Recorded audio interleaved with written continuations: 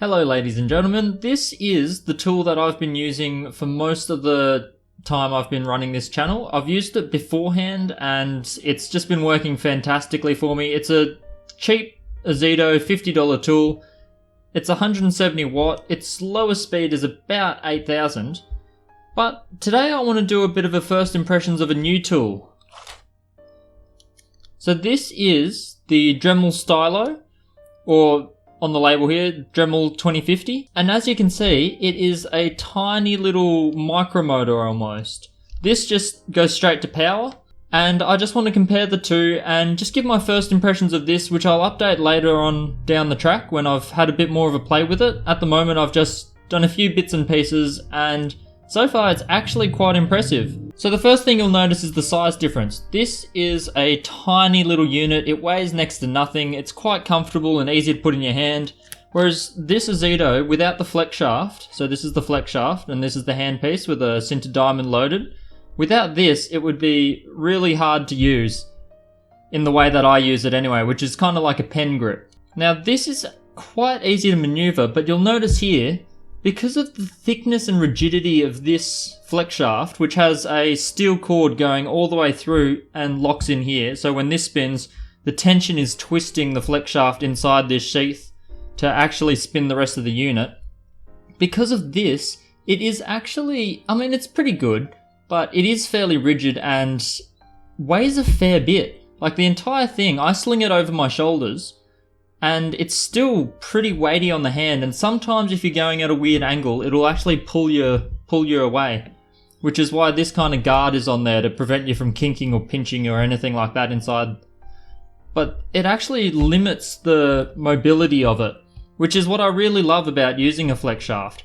This, on the other hand, because it's just this power cord at the back, and I'll probably cut this tag off because this is one thing that's been annoying me.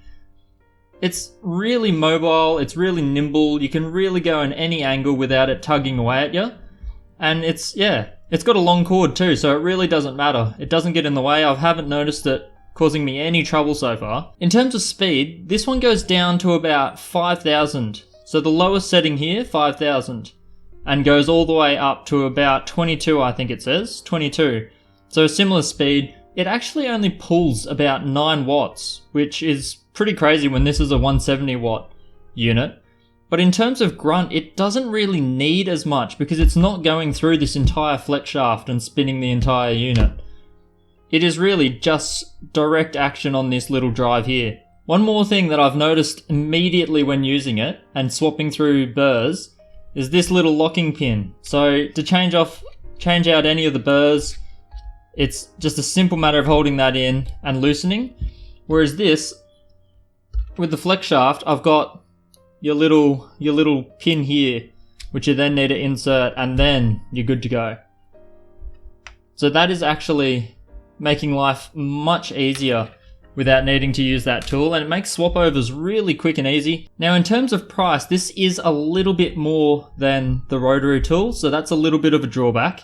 But overall, it's not too bad. It's not like a Fordham that's going to run you hundreds of dollars. And also the other drawback is that because of this no flex shaft usage and it's got power directly into the device, I do worry a little bit about it flicking water and getting into some of the grooves, but it doesn't really flick a lot of water, so if you're careful, you're pretty good with it. That is a little bit of a drawback that you need to keep in mind, and I'm actually going to probably design a little bit of a guard across here to stop it from splattering from here backwards, because I don't even want water seeping into here. But if you're careful with it, I'm sure it's not too much of a problem. And the biggest winner of this. So I'm going to start up both of these systems at a fairly similar distance from the mic. Now listen to this.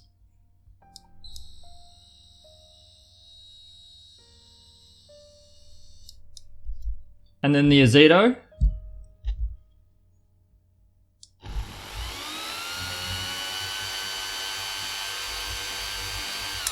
There is a huge difference in terms of the amount of sound that these things are putting out. And I reckon this one, I've got it on now and I'm talking over the top of it. I reckon this one I'm going to start using and possibly do a few live streams using it. Because I've had an issue with this. The sound of it is actually so strong that I really can't think of a way to live stream it all that easily. it'd just be too distracting and too loud, whereas this, that is not too bad.